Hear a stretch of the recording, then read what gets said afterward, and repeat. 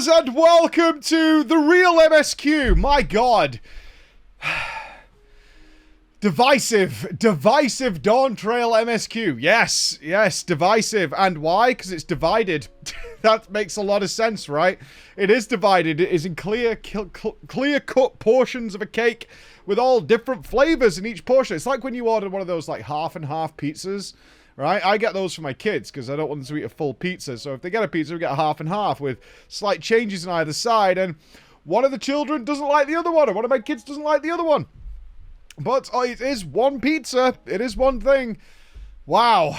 We played a lot yesterday. This is probably going to be a summary of about 8 hours of play. So excuse me if I miss out on some of the details here, because we do like to keep the TDPs relatively concise. So I'm going to hit the high points. The obvious situation we were in as I left it yesterday is we had made our way into Solution 9 and we had met the Resistance, and we were like some sussy theories going on about what was happening with the overall arc of this culture, this environment. The whole theme of Dawntrail is culture. That's the theme, right? It doesn't matter about the characters. The theme is cultures. This is how this culture is handling things. And Wuklamat has to deal with the Penu and how they deal. The Hanu have different cultural aspects. The Mamul have different cultural aspects. And now we meet another culture who has a radically different approach to their society. One that is blatantly not sustainable, yet we have this person, this queen, who is programmed in some way to maintain that society, despite the fact it is clearly flawed and it's not going to work. And a lot of our theories about what was going on with soul consumption and the society they'd built all pointed to the fact very quickly and very obviously, without even getting the rest of the exposition about the situation or the details, was that, well, this doesn't make sense. Like, this doesn't work. And turns out that is absolutely the case. So let's hit some high points here. The first high point was we are going... Zoraal Ja is beginning the assault. That's it. Zoraal Ja is beginning the assault. We've started to get things in motion in Solution 9. We've learned a little bit about the people. But now Zoraal Ja is beginning the attack on Tural. And we're going to put a stop to that. So we're hoping and praying we get on the blower and let Kona know, like, it's happening. It's going down. And we have this really interesting juxtaposition between what happened with Daddy, which is what they should have done earlier on, in that Wuklamat is saying, look, I need to one-on-one Zoraal Ja. It needs to be a one-on-one fight. And Alize is quite openly like, why? Why would he do that? And they try and, like, set it up in a much better way than they did with Daddy. By saying, because this is what is going to keep his focus. He wants that satisfaction of defeating me because he lost 30 years ago. He failed to rise to the standard of being Dawn Servant, and he's... My summary of Zoraal Ja as a character is this is the most butthurt COD League of Legends player ever. Like, he lost one match ages ago, and like 30 years later, this guy is still going on about it. Like, he's just the most butthurt kid of all time. And that's his character in a nutshell for me. He's like, this kid is just butthurt. Super butthurt. And she says, like, look, if I turn up and we go for the duel, he will stick around and focus on me. And he probably won't try and leave. If we start getting into a proper fight, he's just going to leave and start bombarding all of Tural. If we one-on-one, then he will focus entirely on that and we keep there. And then Alize, again, rightfully says, sure, but if, like, more people start getting involved or the fight starts looking like he's essentially cheating because he's got infinite one-ups, we're going to get involved. And rightfully so, Wuklamat says, yeah, fair deal, right? If it's a one-on-one duel and it's fair, we'll do it that way. But if it starts getting absolute BS, then, yeah, everyone jump in and start kicking him in. And I was like, yeah, that's exactly what should happen. That totally makes sense. And off we go. Now... obviously, this is one of the coolest moments in the Dawntrail story. It's not the one that gave me the most emotional impact. There is a moment coming up where a tear nearly appeared, and I was shocked given the sort of up and down nature of Dawntrail. But it's the defense that they've put together in Tural. Since we've been in Solution 9, obviously Kona has been organizing efforts to defend Tural should the attack inevitably come, and we get to see what's going on. And we get to see that the Scions are all manning their stations and they're fighting it. And Zoraal Ja rocks up like an absolute giga-chad, wiping people out. And the people can't believe that this once, like, almost fearsome enemy of the people in Zoraal Ja is now defending them and fighting for them and saving their lives. And they're like, Jesus, this, you know, this is wild. This is wild. And it is wild. It's super cool. But, of course, the highlight of the whole thing, I was fully expecting Kona to have employed technology, considering how quickly we essentially strapped, like, you know, guns and stuff to the train in order to enter Solution 9. That he would have put, like, turrets and stuff all over Tural, Tuliyollal, in order to defend it, right? But no. Instead, we called a dragon. We called Vritra, and they've made a pact with Radzahan. I was like, that's awesome. That's so good. And I was like, imagine if we had Hraesvelgr. Or if we had Ysayle. And I was thinking about all these things. Like, oh, God, imagine if Emmerich had rocked up with the Ishgardian troops and all these. I was like, oh, my God. But it was like it was a Kiss Curse cutscene. It was very cool. At the same time, as I was watching, you know, Urianger and Thancred stand side by side, and I was watching Wild Westinian was defending the towns, I was like, this is also a little bit like, member berries. Do you remember how cool the Scions are? Do you remember how cool it is to fight alongside the Scions? I remember. Do you remember when, like, these guys were badass and they were around you and your story took place with all of them? Do you remember? And I was like, yeah, I remember. Yeah, I remember. A little bit of that feeling, because, like, oh, so this is really cool, but also it's like, damn, man. We had some good times, and they're having, like, some good fights and stuff over there, and I'm here watching these characters that I have been... The ratio... It's not like... I don't dislike Wuklammat, and that's not the message I want to get across here, but it's...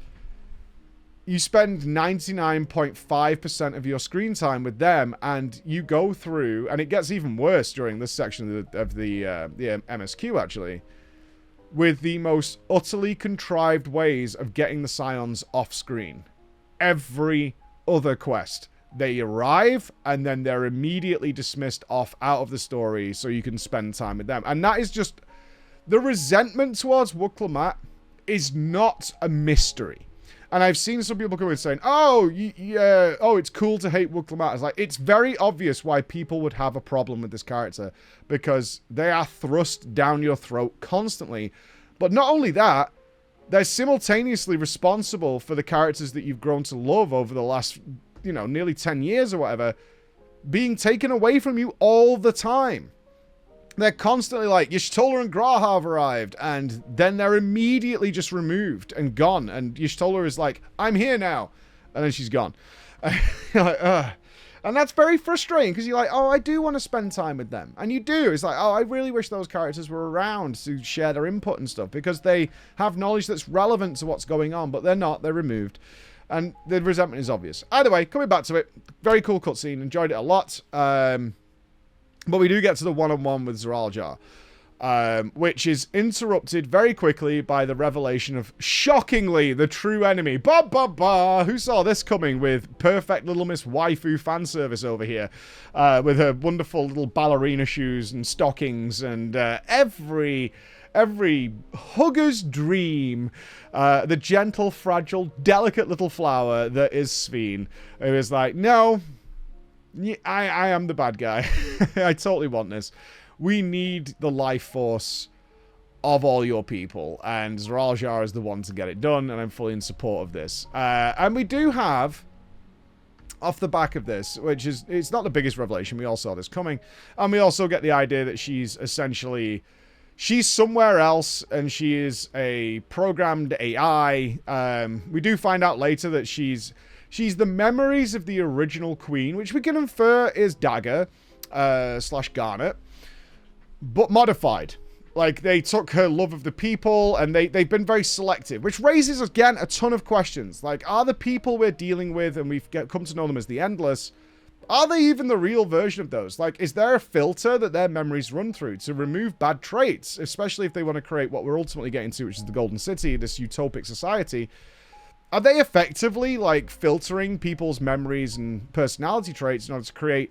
It's the same person, kind of, but, like, you know, modified. It has a Demolition Man style to it. I don't know if you guys have ever seen Demolition Man. It's pretty old by these standards, but recommend it. Great movie.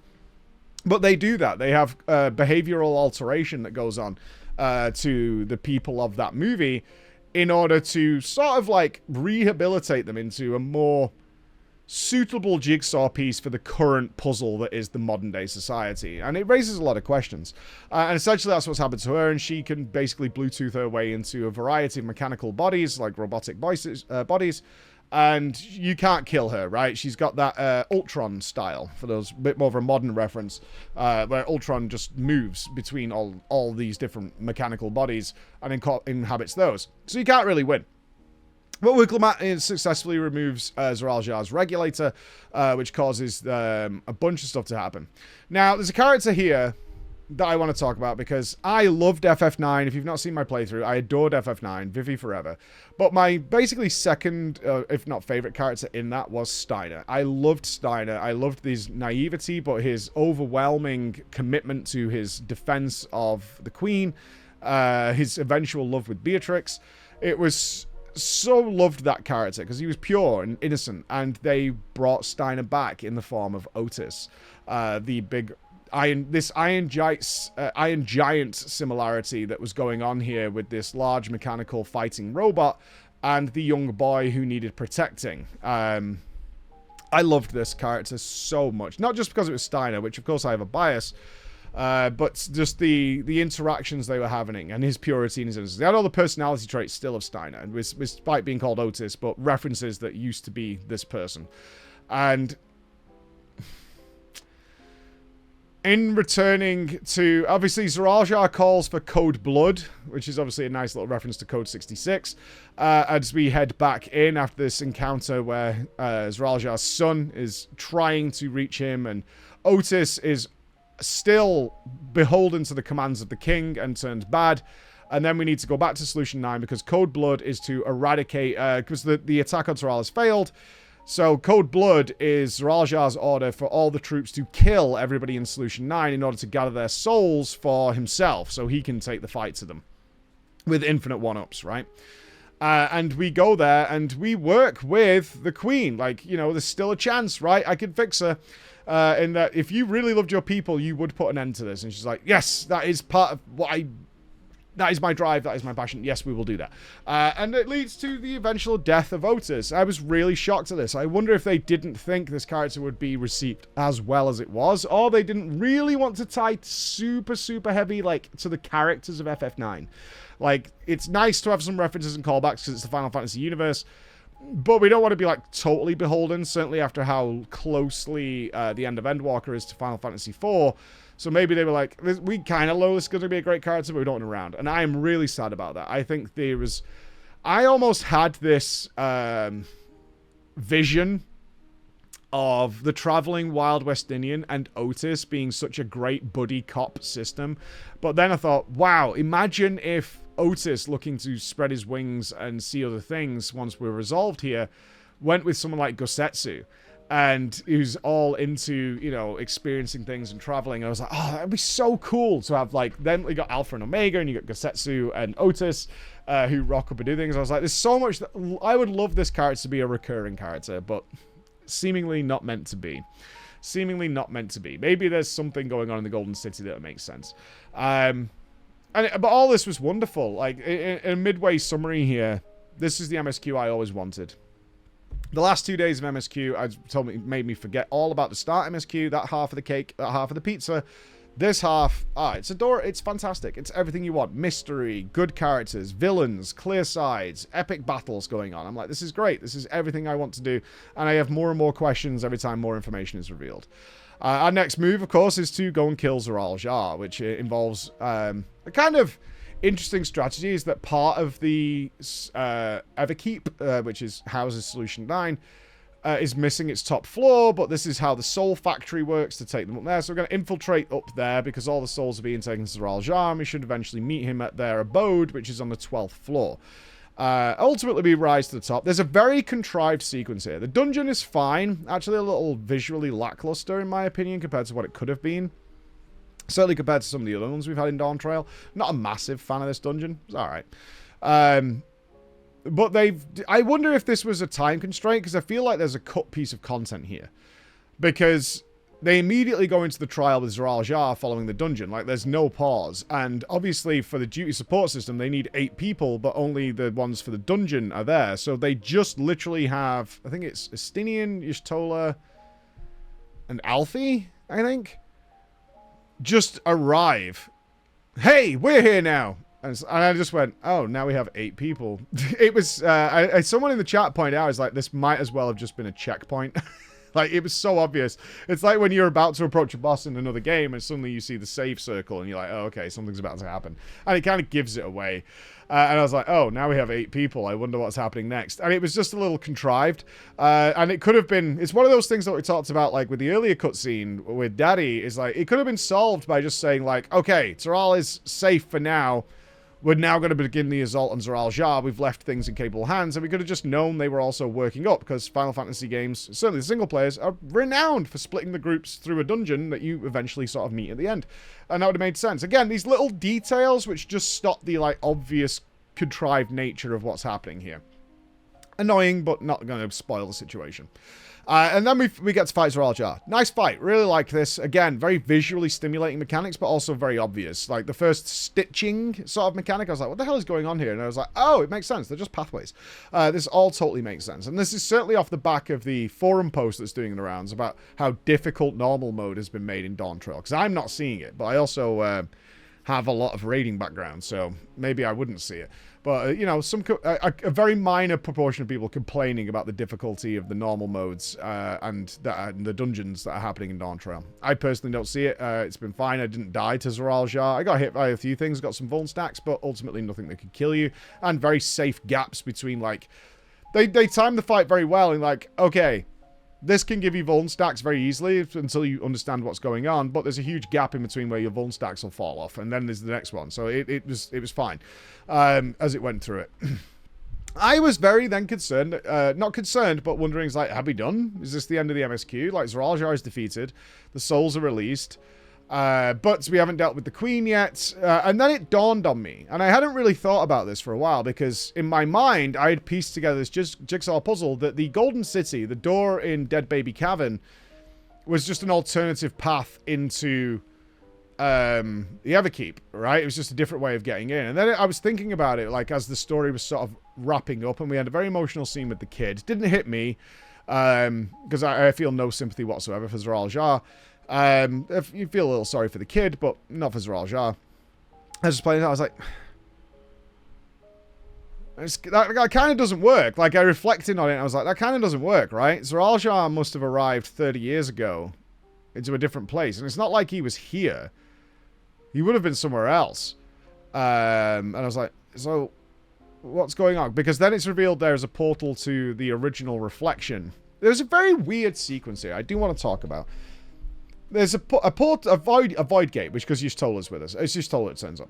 And she's saying, like, that leads to another reflection. It's very similar to what we've seen with the void sense, but that's manufactured, but it definitely leads to another reflection. And as as this portal closes, as the Queen reveals that we are going to war, the signal gets cut off between Erenville's mother and the signal for the Queen.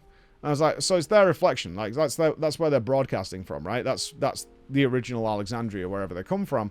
And it was very obvious. There's then a really weird scene that plays out. Like, we don't even know which reflection they've gone to. I'm like, yeah, we do. We totally do. But it is revealed that they have the technological ability using the key to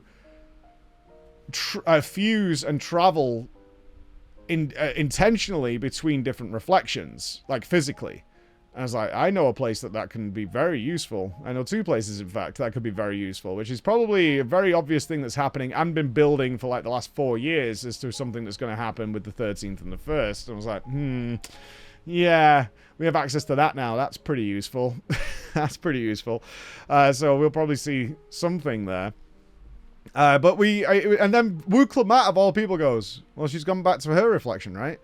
I thought that was obvious. And I was like, yeah. And they're like, yeah, okay. But it turns out it was right. It's like the Golden City is a way into the different place. And then they say, well, the 12th floor was missing. If you remember, we fought Zoraal Ja on the 11th floor, and there was nothing there. So the 12th floor is probably blah, blah, blah. It's probably here. And ultimately, we go back to Dead Baby Cavern, and we travel through the gate, and we arrive in the Golden City. And it's beautiful. It is absolutely beautiful. And I do wonder if they feel really necessary now to put something, like, after the reaction to Amarot, is like, we need an Amarot, we need an Elpis, we need these kinds of things. And it's gorgeous. It's absolutely gorgeous. And interesting. So this is the place where the Endless reside. For the sake of argument of a lot of discussion about what this is essentially the utopic afterlife for these people, where they live forever. However, it's really costly to keep these people alive, and there simply isn't enough souls to keep them alive amongst the living of Alexandria.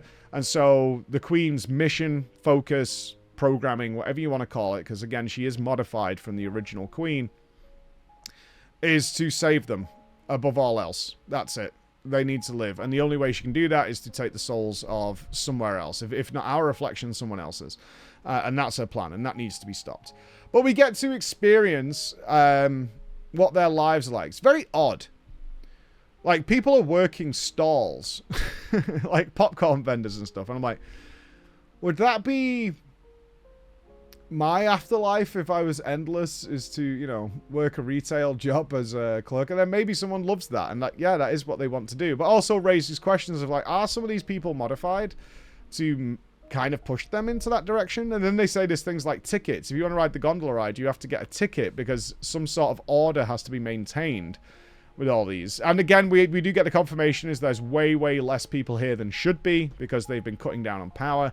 And now people, even in the Endless, are afraid to die because you can die there accidentally or whatever, because they simply probably won't have the resources to resurrect you. And we meet a wonderful little scene here is the guy whose love interest in real life has finally been restored. Although she died a long time ago, they simply haven't had the resources to bring her back as an Endless. Now they have. He'd waited, I think it was like 70 years or something. And, you know, he wants to propose. But there's a really good, again, philosophical question raised here. Is that because he died young when they were courting or whatever, her memory of him was erased and she didn't know. She had no idea. And then it really got me thinking, is like, I was thinking about, like, if your child died or something like that, like, you wouldn't know that you'd had this child and it died and how sad that would be. But then I thought, wow, what if you'd actually lived a really long, full life together, right? So me and my wife have been together, not married for 20 years, but we've been together. We started dating 20 years ago. And I've done a wealth of wonderful, amazing things with her, like, over those years. Like, I've been very fortunate, and we've traveled the world, and we've seen and done things, and even the quiet moments together, right? But, like, I've got a date night tonight, just to keep you in the parasocial environment. I've got date night tonight. My kids are staying away. They're going camping with a friend. And so I was thinking about, like, that's even worse to me, is, like, you lose all that. And then when they arrive, they seemingly don't give you your memories back. So you get back, like, you finally, I'm reunited with Emma, my wife, right? But she doesn't know who I am. She's no idea. I do, because she didn't die while I was alive, so I retained the memories. She lost them all. And I was like, God, this place is kind of heavy, really heavy. When you start thinking about it, it's very, very heavy. And we meet Mummy, who is a MILF for some reason, like super MILFy. And she wants it turning off. She's like, this is not right. Living knowing that we are basically feeding off the innocent souls of other people is not what we want. We need to turn this off, and that's our mission. I'm like, that's cool and understanding, and it's great. But the moment that really caught me here was actually meeting Namika again. Namika is wandering around because she was taken earlier in the story to become an Endless, and she's been resurrected, which I found was interesting. A little bit of maybe a little contrivance there is that she didn't die that long ago and she's already been resurrected, whereas other people have been waiting such a long time. But either way. And she's looking for Wukelamat, but she's remembering Wukelamat from 30 years ago as a youngster, and she doesn't recognize her. And then she does. And she transforms into the older version because you project your image, or the system. I think it says the system chooses what, or figures out what you think your best version of you was throughout your life. And they have a really touching goodbye, knowing that, you know, Wukelamat's going to switch this off and she's going to die again. And that's the thing. And I was like, and it's super well done. It's very well done, especially because, you know, it's not her. She's already dead. She died. This isn't her. It's the memories of her. and it's beautiful, but also it's not her. And this separation was great. It was really wonderful. Yeah, that nearly got a tear out of me. I was definitely getting emotional at this whole thing. So it was, this is everything I wanted from the MSQ. This is infinitely better than what we got earlier. I was fine with the other stuff, but it would have, if I was to rate, like, now, the first half of the MSQ, we'll call it, which we'll call, I would refer to it as the development of Wooclamat, right? And then after, everything after that is, like, when we have the Wooclamat she's going to be, and the story could take her on an adventure. It's kind of like the Zero part of Endwalker, essentially. Like a B, C, like, pretty low. Pretty low. Mainly, not just because of Wooclamat, I want to be clear on that, but just because, like, it's kind of boring. Gameplay's not there. You don't attack an enemy for, like, 9 hours. The stuff you're doing is not interesting. Trade quests, you know, and now I'm picking tea leaves, and I'm like, all right. Because Wooclamat doesn't understand trading, apparently, and yeah, all that is kind of like, ugh.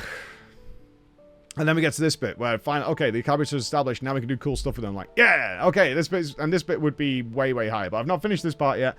Our next video, ladies and gentlemen, will be probably the conclusion of the MSQ for Dawntrail. And then I kind of need to sit down and summarize all this into a cohesive package. But the word I keep coming back to is divisive, which means there's going to be different aspects of it. So thank you for listening, and I'll see you for our final MSQ update tomorrow. Bye, everybody.